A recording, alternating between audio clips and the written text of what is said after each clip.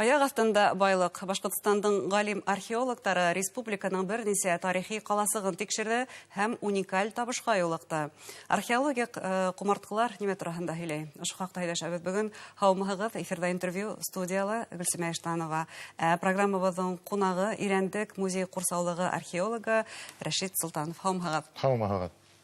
Рәштович, 15 август археологтар көне билдәләнә һәм был датага гадәттә археологтар үзләренең тапкан табыштары турында киң мәгълүмат саралары аша халыкка yetkерә. Быел мәгълүмат булды бына скиф буланы формасында табылган табыш турында. Шулаймы?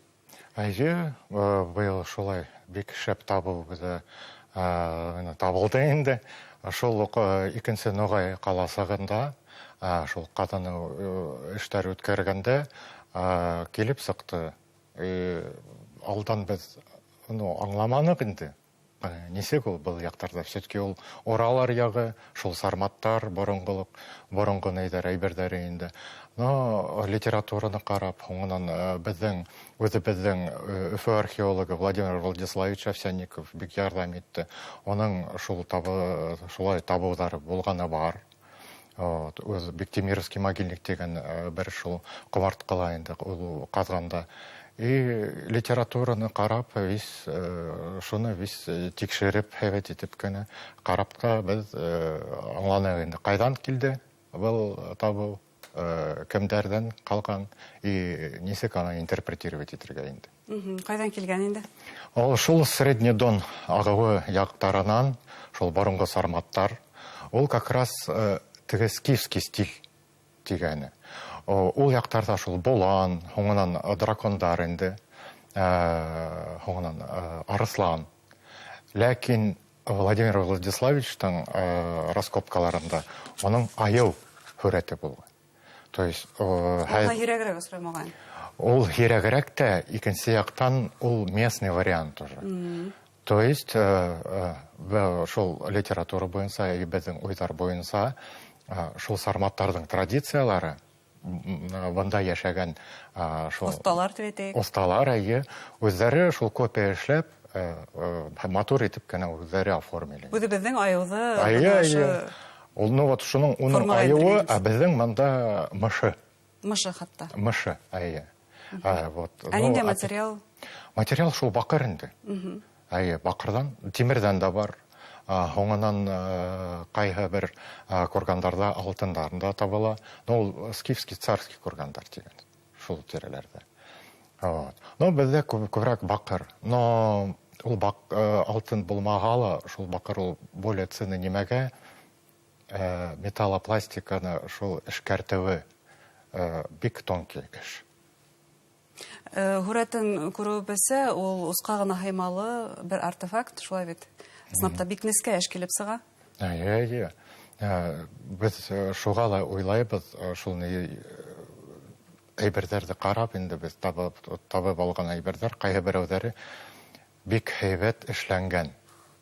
Ул нимә турында әйтә инде безгә?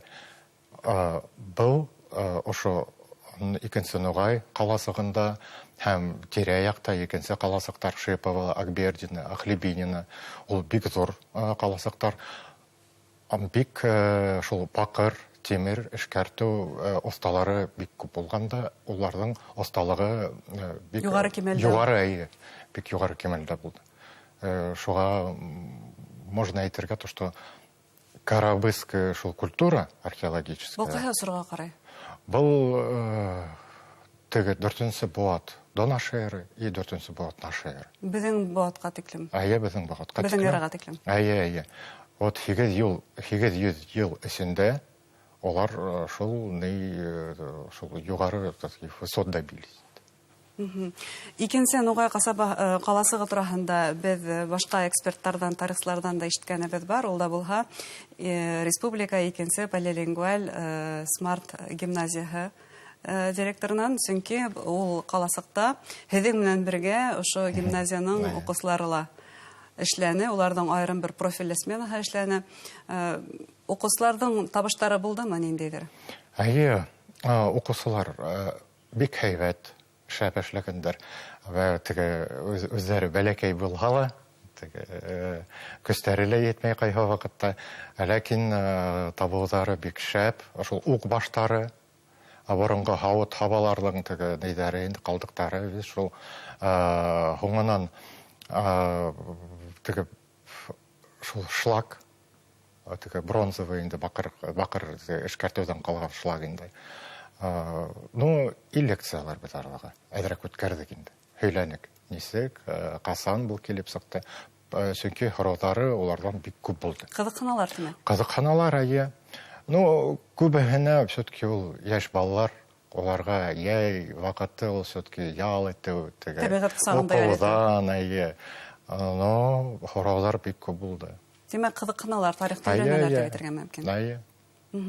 Уҡыусылар синафта тарих өйрәнә, был археологик смена ваҡытында. Һеҙ, археологтар, үҙегеҙ ошо мәктәп уҡыусыларынан, гимназия уҡыусыларынан нимәгә өйрәндегеҙ? Һеҙгә ни өсөн кәрәк ошо уҡыусылар менән эшләү? Ну, беҙгә беренсенән все-таки уҡыусыларға шул әҙерәк тарих өйрәнеү.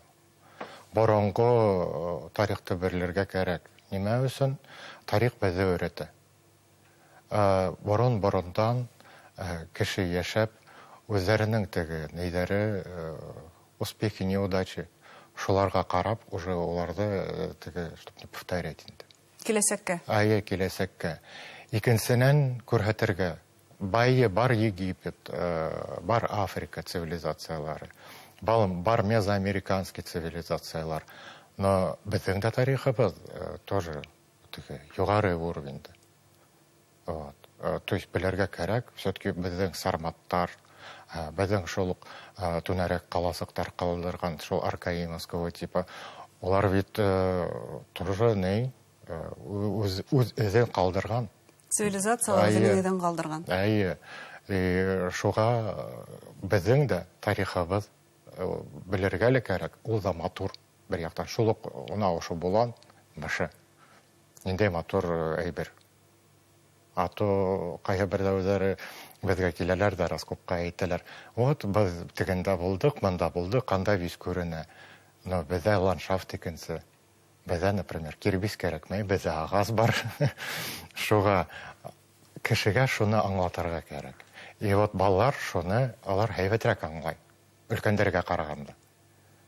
Олар шул понимание килә. Сиктәр юҡ, шулаймы? Әле уларҙың баштарында сиктәр юҡ. Улар ҡабул итәләр мәғлүмәтте. Әйе, алар информацияны как бы һәйбәтрәк воспринимать итәләр. Өлкәндәргә ҡарағанда. Все-таки беҙ уже как бы замыленный глаз тигән һәмәк. Орысса әйткән. Әйткәндәй, бына ҡаласыҡ тинегеҙ, һеҙ Ирәндәк музей ҡорсаулығы хеҙмәткәрҙәре ошо арала тағы ла бер яңы ҡаласыҡ тапты тигән мәғлүмәт тә булды.